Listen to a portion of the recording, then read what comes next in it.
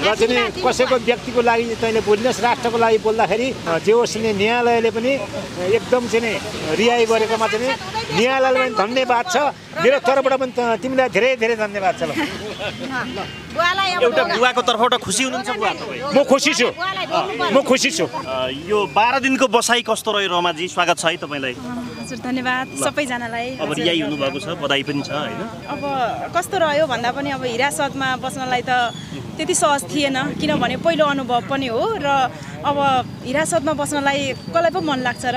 बुवा बिरामी हुनुहुन्थ्यो र म त्यही क्रममा बुवालाई फलोअपको लागि छाउनी हस्पिटलमा फलोअपमा गइरहेको थिएँ र बिहान 9 बजेको थियो। ठ्याक्क ढोकामा ढकढक गर्नुभयो, को आएछ भनेर हेर्दाखेरि ग्रुपमा मान्छेहरू पस्नुभयो अनि उहाँहरूले मोबाइल थुत्नुभयो। मोबाइलहरू थुतेपछि चाहिँ सिभिलमा हुनुहुन्थ्यो उहाँहरू? सिभिलमा हुनुहुन्थ्यो। अनि तपाईँहरू को हो भनेर भन्दाखेरि चाहिँ हामी सिआइबीबाट आएको, साइबरबाट तपाईँलाई पक्राउ पुँजी छ भन्नुभयो। अनि त्यो भन्दाखेरि के को लागि होला, निवेदक को हो भनेर भन्दा भन्नु भएन। अनि एकजना अब पुलिस नै होला, सिभिलमा हुनुहुन्थ्यो। तपाईँको मान्छेको कोठाभित्र पसिम है सर भनेर मजाले हाँस्नुभयो। अनि को हुनुहुन्छ सर? उहाँ मैले निवेदकको नाम त थाहा पाउनु पऱ्यो नि भनेर भन्दाखेरि उहाँले भन्नु भएन। नभनिसकेपछि ठिकै छ, म मेरो बुवालाई एकल फोन गर्छु न भन्दा पनि दिनु भएन। मसँग 2टा मोबाइल मेरो हातमा थियो, 2टै मोबाइल खोसियो।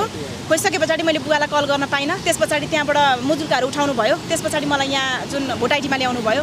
भोटाइटीमा ल्याइसके पछाडि उहाँले प्रक्रियामा जानु पर्दो रहेछ र उहाँहरूले अब त्यो सबै फाइलहरू पेश गर्नको लागि अदालत, जिल्ला अदालत कता कता लानुभयो मलाई र अब हिरासतमा लगेर 3 दिन म्याद थप गरियो र हिरासतमा लगेर राखियो।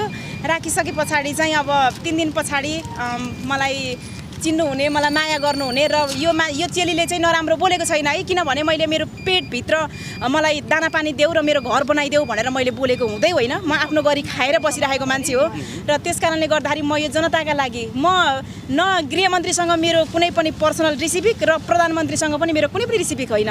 म एउटा अहिलेको युवा हो। मेरो प्रस्टेसन थियो, त्यो प्रस्टेसन हरेक युवामा छ र कोही मान्छे बोल्न सक्छन्, कोही मान्छे यही डरले बोल्दैनन्। म बोलेँ, म अगाडि आएँ र सबै मान्छेहरूले पेजमा मेरो भिडियो लगेर हालिन्थ्यो। त्यो भिडियोहरू मिलियनसम्म जान्थ्यो र मेरो अनुहार चाहिँ अगाडि टार्गेटमा आयो। त्यस कारणले मलाई यो राज्यले चाहिँ मलाई बन्द गरेर मलाई लगेर थुन्न सक्यो भने अरू युवाहरूको पनि मुख थुनिन सक्छ भनेर यो गरेको हो, तर्साएको हो। तर कुनै पनि व्यक्तिको लागि बोलेको होइन र मैले मेरो दाना पानीको लागि बोलेको होइन।